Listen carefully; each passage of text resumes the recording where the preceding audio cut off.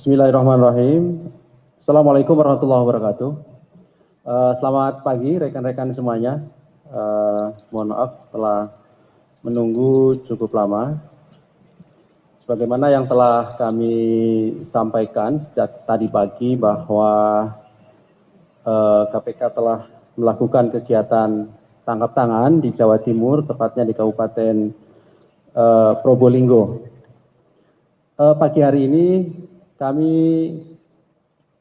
akan sampaikan terkait dengan perkembangan dari kegiatan dimaksud, dari mulai permintaan keterangan sampai kemudian gelar perkara dan disimpulkan terkait dari kegiatan tangkap tangan dimaksud. Kegiatan tangkap ini terkait dengan dugaan tindak pidana korupsi berupa penerimaan sesuatu oleh penyelenggara negara ataupun yang mewakili terkait dengan seleksi jabatan di lingkungan pemerintah Kabupaten Probolinggo tahun 2021. Hadir pagi hari ini pimpinan, Wakil Ketua Pak Alek dan juga Deputi Penindakan Pak Karyoto. Nanti akan dibacakan poin-poin perkembangan dari kegiatan tangkap tangan dimaksud, baik itu kronologis dan konstruksi serta pasal-pasal dan pihak yang telah ditetapkan sebagai tersangka. Setelah itu nanti kami tunjukkan barang bukti dari kegiatan tangkap tangan ini, dan setelahnya kami persilahkan rekan-rekan bertanya, tapi kita fokuskan hanya untuk yang terkait dengan perkara ini. Kami batasi untuk 3 orang penanya dan masing-masing satu pertanyaan gitu ya, karena kita mengingat waktu. Baik, berikutnya kami silahkan Pak Alex untuk membacakan beberapa poin terkait dengan perkembangan penanganan perkara dari hasil tangkap tangan dimaksud. Kami silakan Pak. Ya, terima kasih.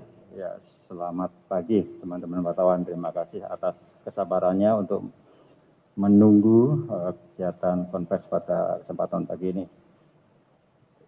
Pada kegiatan tangkap tangan kali ini, tim KPK telah mengamankan 10 orang pada hari Senin tanggal 30 Agustus tahun 2021 sekitar jam 4 pagi di beberapa tempat di wilayah Probolinggo, Jawa Timur. Yaitu sebagai berikut: PTS, Bupati Probolinggo periode 2013-2018 dan periode 2019-2024. HA, ini anggota DPR RI periode 2014-2019 dan periode 2019-2024 serta pernah menjabat sebagai Bupati Probolinggo 2 periode, yaitu periode 2003-2008 dan periode 2008-2013. Yang ketiga adalah DK, ini ASN, Camat Kerejengan. Kemudian SO, ini juga ASN, Pejabat Kades Karangren. Kemudian PR, ini juga ASN, Camat Kraksaan. IS, ASN, Camat Banyu Anyar. MR, ASN, Camat Paiton. HT, ASN, Camat Gading. PJK, ini ajudan, dan FR, ini juga ajudan. Adapun kronologis peristiwa tangkap tangan adalah sebagai berikut. Pada hari Minggu tanggal 29 Agustus 2021, tim KPK menerima informasi dari masyarakat akan adanya dugaan terjadi penerimaan sejumlah uang oleh penyelenggara negara yang diduga telah disiapkan dan diberikan oleh DK, Camat Kerejengan bersama dengan SO. Sebelumnya, DK dan SO telah menyepakati dan menyiapkan proposal usulan nama-nama calon pejabat kepala desa serta sejumlah uang untuk diserahkan kepada HA, yang merupakan suami sekaligus orang kepercayaan dari PTS untuk dilakukan seleksi dan membubuhkan paraf sebagai tanda bukti persetujuan mewakili PTS. Saat diamankan oleh tim KPK, DK dan SO membawa uang sejumlah Rp240 juta dan proposal usulan nama untuk menjadi pejabat kepala desa yang diduga berasal dari para ASN di pemerintahan Kabupaten Purbalingga yang menginginkan Probolinggo yang menginginkan posisi untuk menjabat kepala desa di beberapa wilayah di Kabupaten Probolinggo, sedangkan MR turut diamankan bersama uang sejumlah 112.500.000 di rumah kediaman pribadinya di wilayah Curug Ginting, Kecamatan Kanigarang, Probolinggo. Selanjutnya, Senin tanggal 30 Agustus 2021, tim KPK bergerak dan mengamankan HA, PRT, PJK, dan FR di salah satu rumah yang beralamat di Jalan Ahmad Yani, Probolinggo. Semua pihak yang diamankan tersebut dibawa ke Polda Jawa Timur untuk dilakukan permintaan keterangan dan selanjutnya dibawa ke gedung KPK Merah Putih untuk dilakukan pemeriksaan lebih lanjut. Adapun barang bukti yang saat ini telah diamankan diantaranya berbagai dokumen dan uang sejumlah Rp362.500.000. Konstruksi perkara diduga telah terjadi dengan akan dilaksanakannya pemilihan kepala desa serentak tahap 2 di wilayah Kabupaten Probolinggo yang awalnya diagendakan pada tanggal 27 Desember 2021 dilakukan pengunduran jadwal pemilihan sehingga terhitung 9 September 2021 terdapat 252 kepala desa dari 24 kecamatan di Kabupaten Probolinggo yang selesai menjabat. Untuk mengisi kekosongan jabatan kepala desa tersebut, maka akan diisi oleh penjabat kepala desa yang berasal dari para ASN di Pemkab Probolinggo dan untuk pengusulannya dilakukan melalui camat. Selain itu ada persyaratan khusus di mana usulan nama para pejabat kepala desa harus mendapat persetujuan HA dalam bentuk paraf pada nota dinas pengusulan nama sebagai representasi dari PTS. Dan para calon pejabat kepala desa juga diwajibkan memberikan dan menyetorkan sejumlah uang. Adapun tarif untuk menjadi pejabat kepala desa sebesar Rp20 juta ditambah dalam bentuk upeti penyewaan tanah kas desa dengan tarif Rp5 juta per hektar. Diduga ada perintah dari HA memanggil para camat untuk membawa para kepala desa terpilih dan kepala desa yang akan purna tugas. HA juga meminta agar kepala desa tidak datang menemui HA secara perseorangan akan tetapi dikoordinir oleh camat, melalui camat. Pada Jumat 27 Agustus 2021, pejabat kepala desa menghadiri pertemuan di salah satu tempat di wilayah Kecamatan Krejengan, Probolinggo, di mana diduga dalam pertemuan tersebut telah ada kesepakatan untuk memberikan sejumlah uang kepada PTS melalui HA dengan perantaraan DK. Pertemuan tersebut diantaranya dihadiri oleh AW, MW, MI, MB, MR, AW, KO, dan dari yang hadir ini telah disepakati untuk masing-masing menyiapkan uang sejumlah Rp20 juta sehingga terkumpul uang sejumlah Rp240 juta. Untuk mendapatkan jabatan selaku pejabat kepala desa di wilayah Kecamatan Paiton, MR telah pula mengumpulkan sejumlah uang dari para ASN hingga berjumlah Rp112.500 untuk diserahkan kepada PTS melalui HA. KPK menetapkan 22 orang tersangka dalam perkara ini. Sebagai pemberi, itu PNS pemerintah Kabupaten Probolinggo sebagai berikut: SO, AW, MW, MU, MI, MB, MH, AW, KO, AS, JL, UR, NH, NUH, HS, SR, SO, SD. Ada 18 orang, ya, ini sebagai pihak yang nanti akan menduduki pejabat kepala desa, ya. Kemudian sebagai penerima, ini ada HA.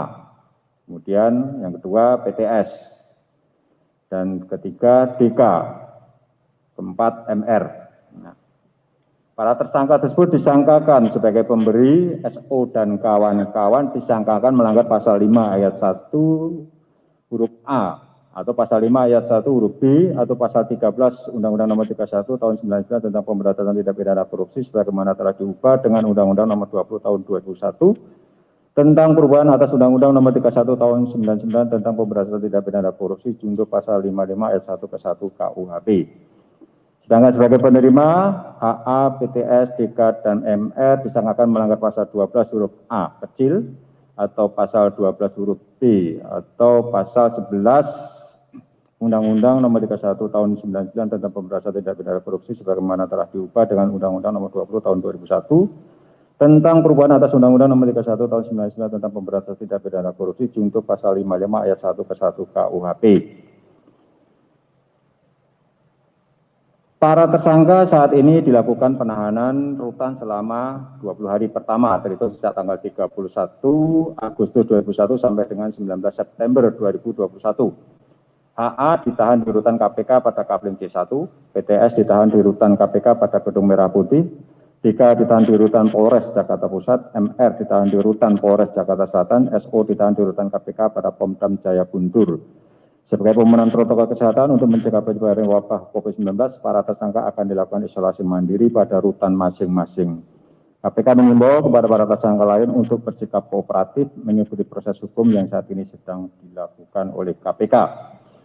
KPK sangat menyesalkan terjadinya jual beli jabatan di tingkat desa yang dilakukan secara massal seperti ini. Hal ini sangat mencederai keinginan masyarakat untuk memiliki kepala desa yang amanah dan memikirkan kepentingan rakyatnya. Perbuatan para tersangka yang diduga tidak melaksanakan prinsip tata pemerintahan yang baik dan bersih dengan meminta imbalan atas jabatan telah melanggar nilai anti korupsi yang seharusnya ditegakkan oleh para pejabat publik. Demikian yang saya sampaikan. Terima kasih.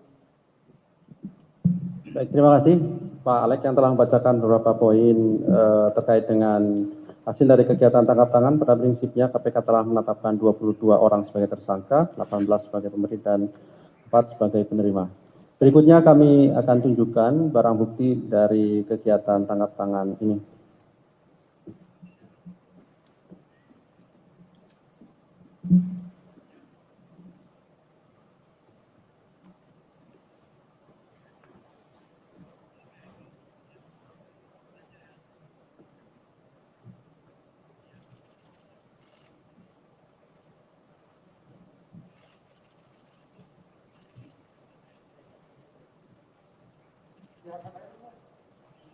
Sebentar ya, Mas.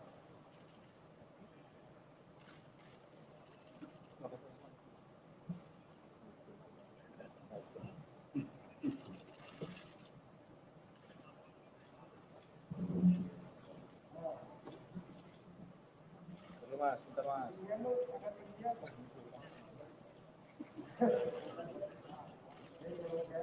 Jangan, teman saya itu.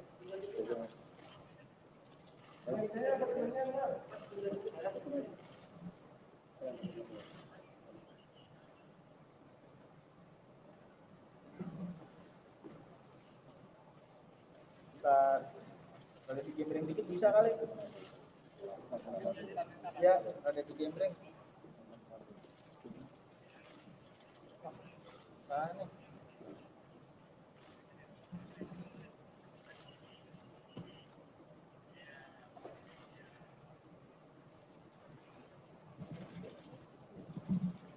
Oke, cukup ya.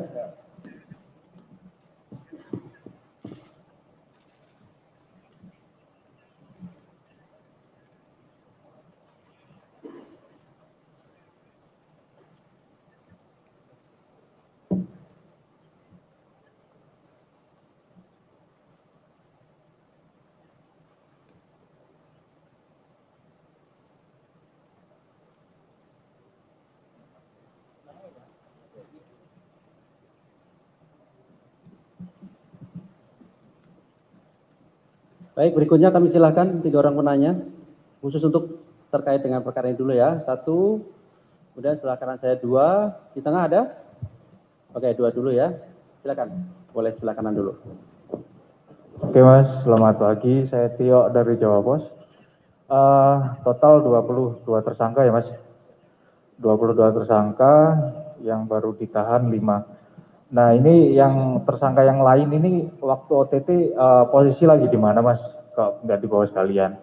Terus kemudian terkait dengan suap jual beli jabatan ya Mas. Sob Pelibatan ini Pak HA ini anggota DPR, ini memang sengaja pulang kampung untuk mengkonsolidasikan itu atau memang ini mainannya sudah sejak lama atau seperti apa? Terus kemudian motif Mas, motif dari para penerima ini, total ada 4 ya kalau nggak salah. Ini untuk apa duit ini kira-kira? Apakah untuk sesuatu yang lebih besar lagi atau memang ini uang jajan atau seperti apa gitu? Motifnya Mas, terima kasih. Oke, terima kasih Mas Tio. Sini, Mas. Oh iya. Malam, Dini Reading. Ini saya Niko dari Kompas. Izin bertanya, sebenarnya agak janggal sih sebenarnya Pak. Dari kan sebenarnya panitia Pilkades itu kan dari BPD ya Pak, Badan Permusyawaratan Desa.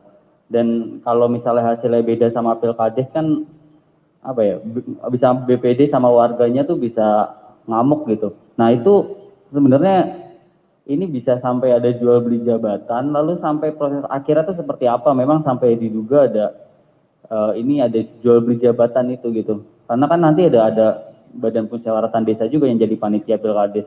Lalu yang kedua, ini Pilkades kan diundur dan ada banyak daerah juga masih melakukan ini, akan melakukan ini. Nah, apakah pemantauan juga akan dilakukan di daerah-daerah lain atau proses masih berjalan atau gimana? Terima kasih. Baik, terima kasih Mas Niko. Saya beri kesempatan 1 orang penanya, karena di awal saya katakan ada 3, kalau ada ya. Kalau tidak ada berarti cukup 2 orang penanya dengan 4 pertanyaan. Silakan Pak. Nanti Pak Deputi yang akan menambahkan. Ini ada 22 tersangka, sementara yang ditahan barunya. Yang lain kemana? Yang mungkin masih di rumahnya, ya kan? Karena pada saat kita melakukan OTT, kita tidak menangkap secara keseluruhan 22 orang itu, tetapi kita melakukan tangkap terhadap orang-orang yang kebetulan menyerahkan uang, ya, yang membawa uang, gitu kan. Dan dalam pemeriksaan tadi di KPK dan di Polda Jawa Timur diketahui uang itu berasal dari mana. Nah, ternyata uang itu kan berasal dari para calon pejabat, ya, pejabat kepala desa, ya, yang bersedia untuk memberikan sejumlah uang sebesar 20 juta tadi kan per orang tadi kan seperti itu, ya, uang itu. Nah itu juga makanya yang 18 tadi itu berdasarkan pemeriksaan para tersangka terkait dengan asal uang itu. Nah, kemudian apa motifnya?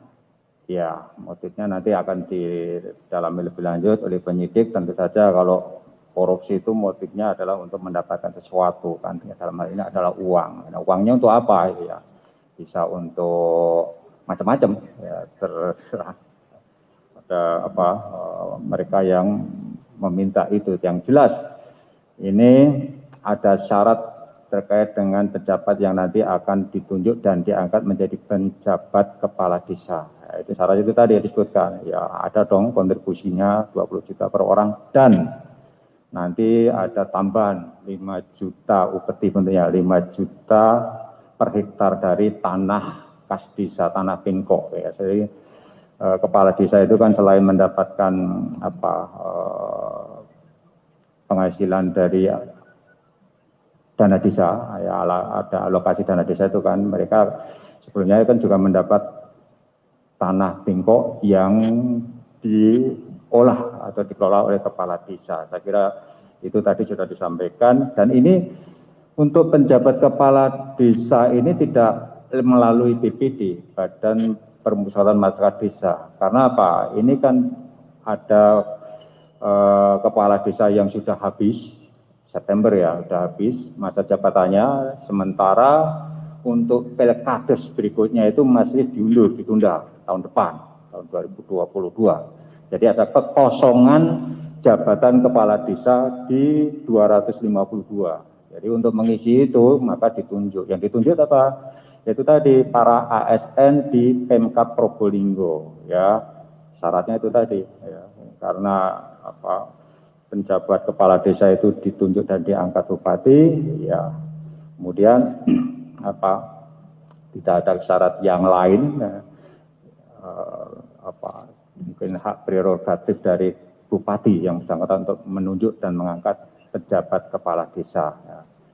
Saya kira itu, mungkin Pak Karyoto ingin menambahkan.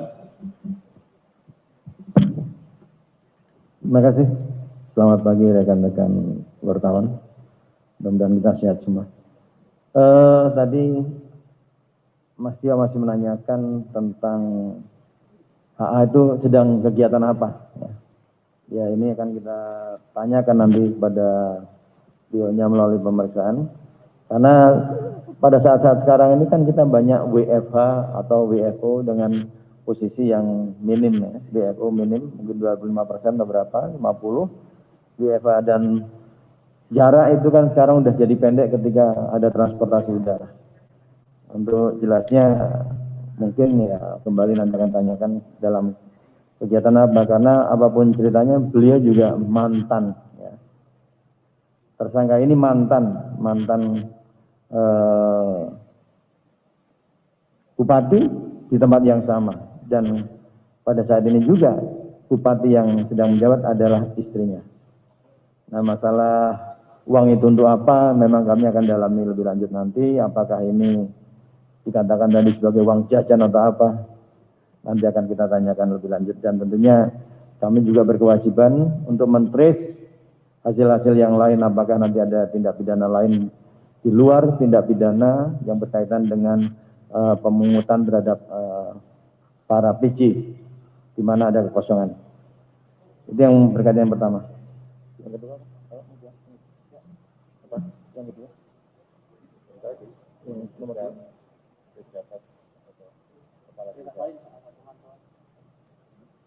kemudian mungkin yang nomor 2 saya jawab sekalian. Tadi oleh Pak Alex juga ditanyakan bahwa